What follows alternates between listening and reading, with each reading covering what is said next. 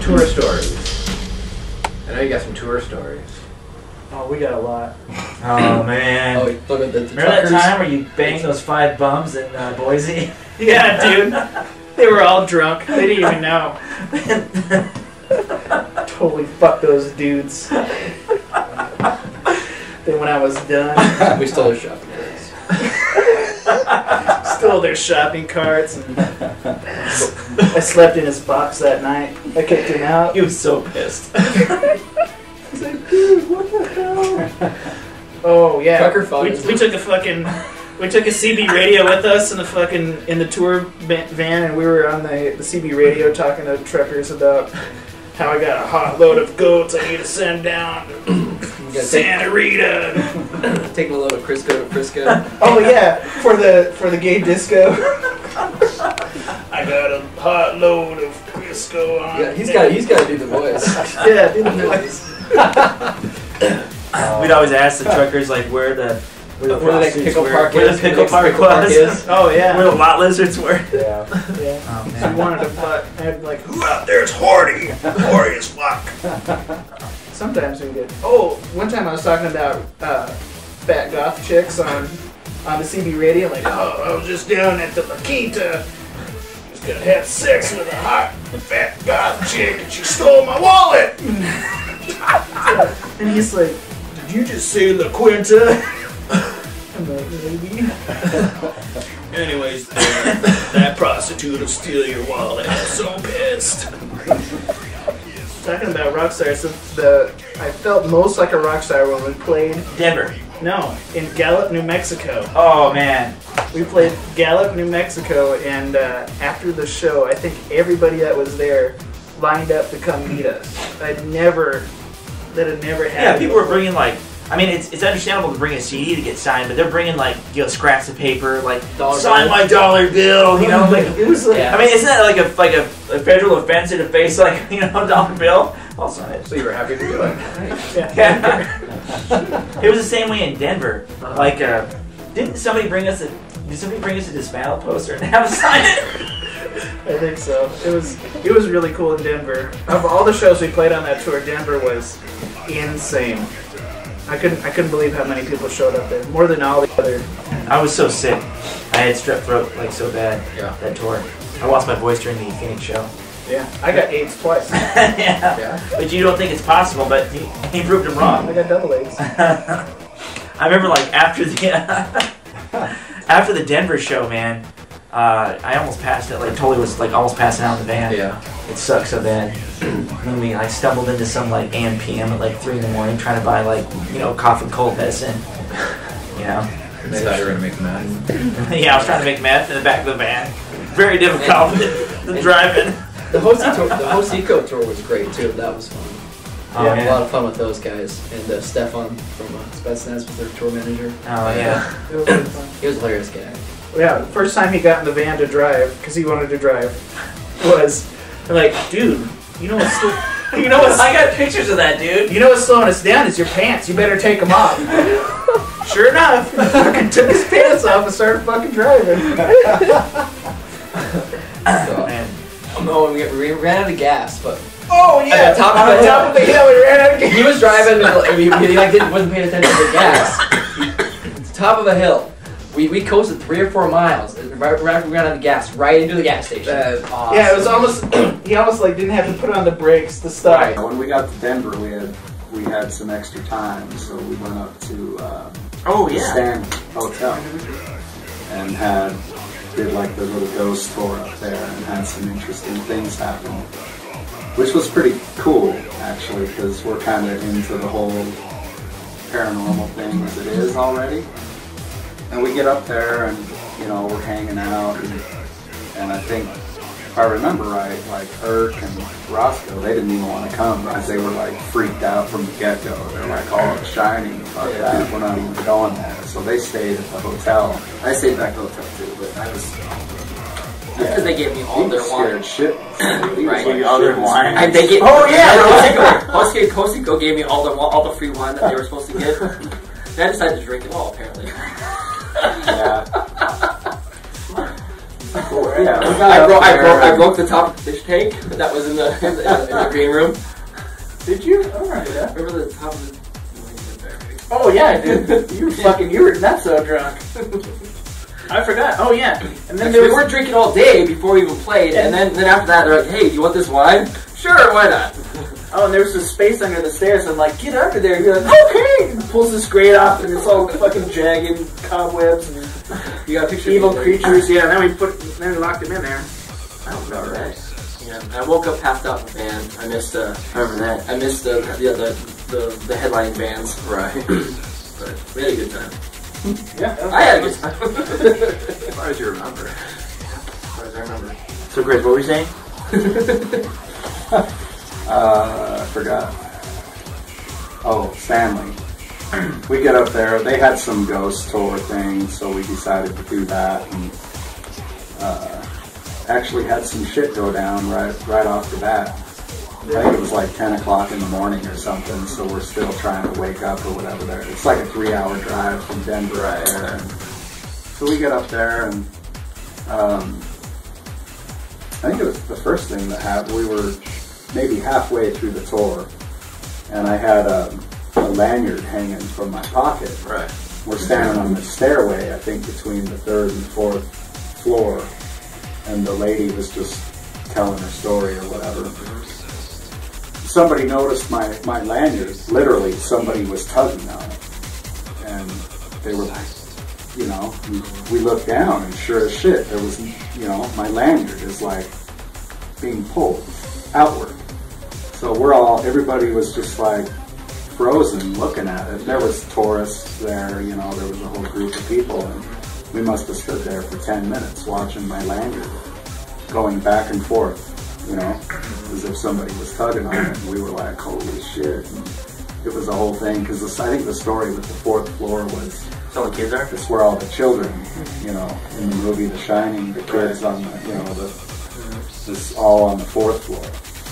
So that was interesting, and we wound up in some other room and had an incident with the door lock, the chain. Yeah, I'm still wondering about that. Yeah. And maybe it's legit. I don't know. I question everything. You know, Yeah. and everybody was tripping and, you know, whatever, but that was, you know, The only story from the Hosiko tour. Plus, I was to say too, those guys are like way cool. I mean, like we've made like a bunch of like dick jokes and stuff so far. Seriously, those dudes are no different.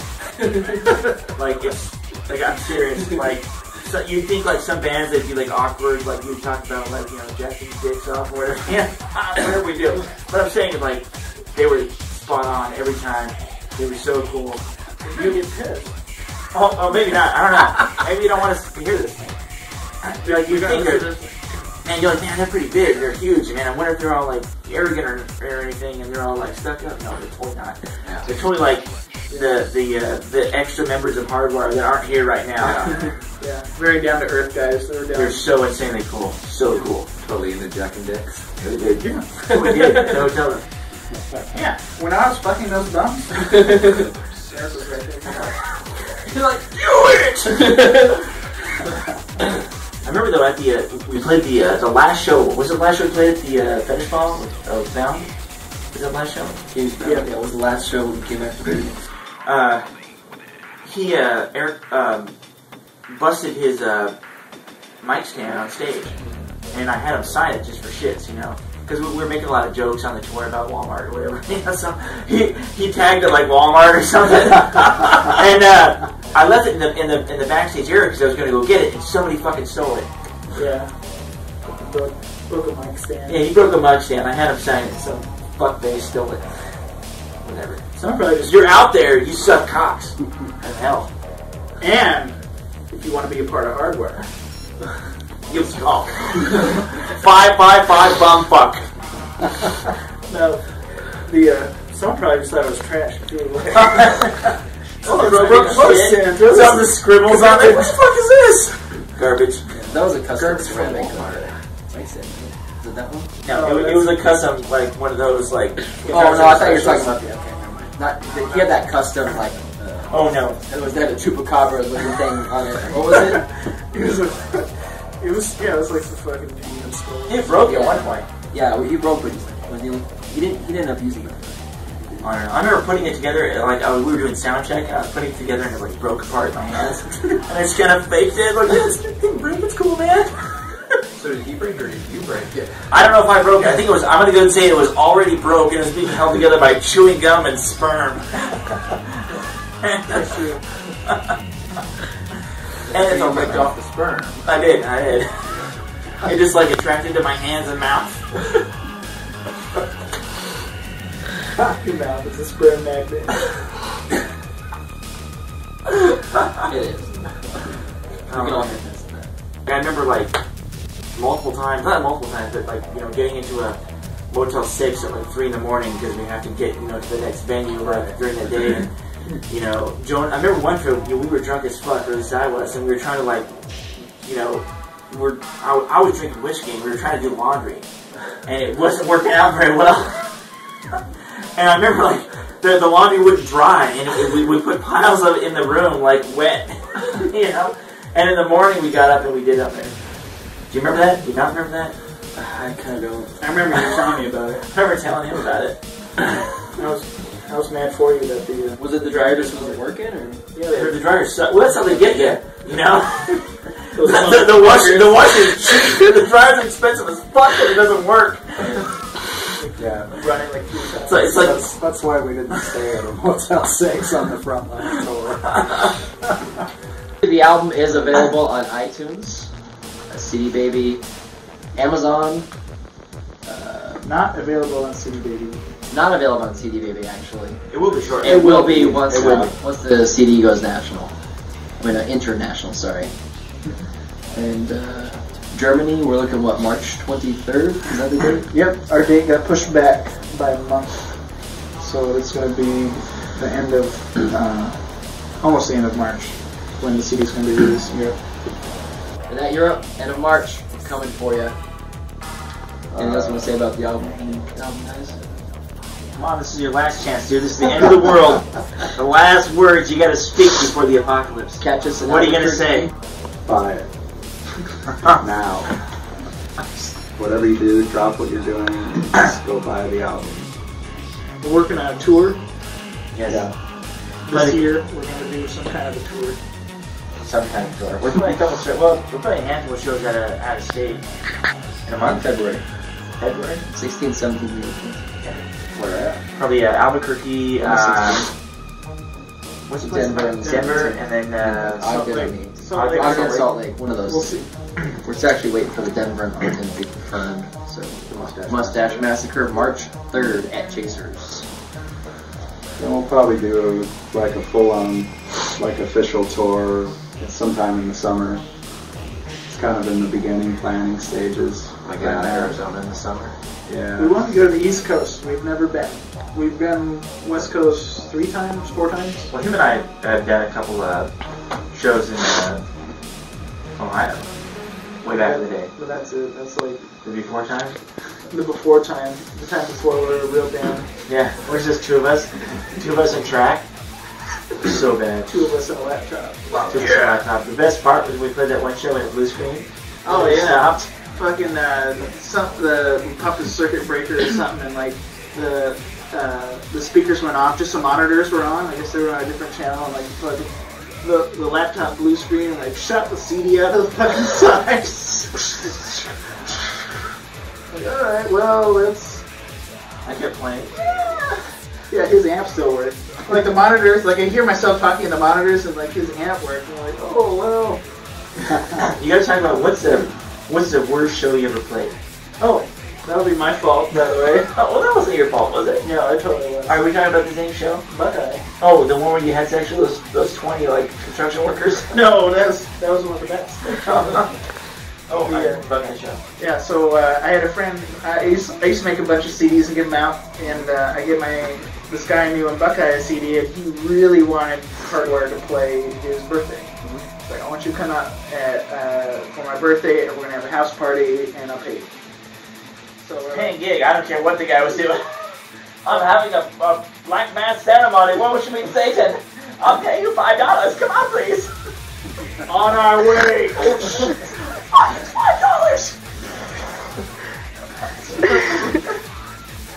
So we get there and like I realized he didn't have any speakers, so I borrowed my friend's like fucking stereo speakers and like mentioned that beforehand. I just have a big open lot.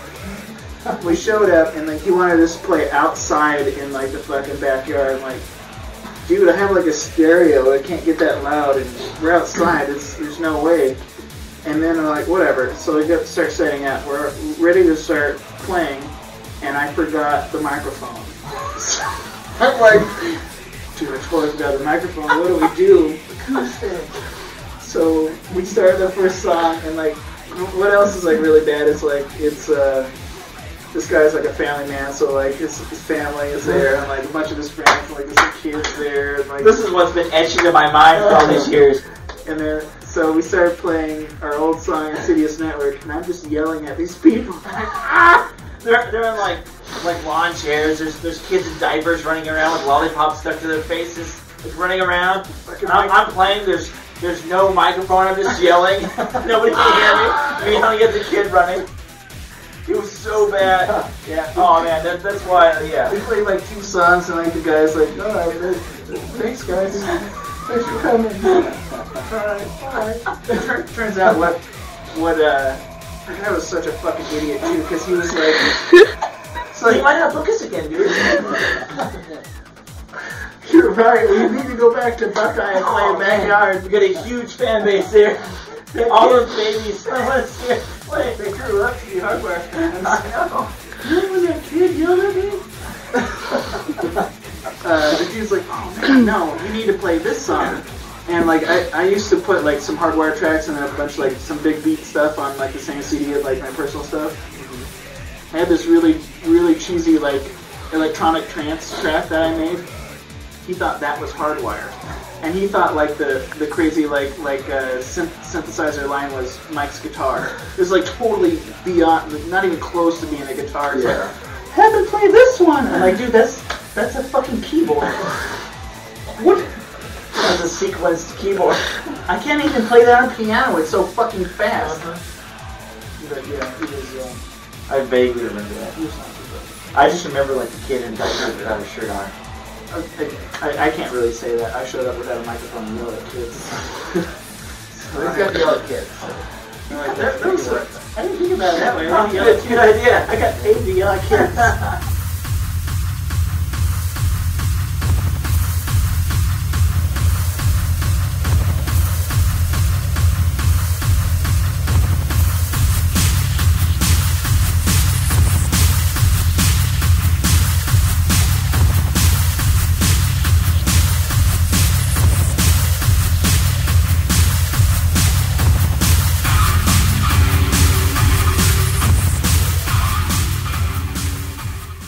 Hey man, wouldn't it be cool when we're done giving each other hand jobs to work on some music?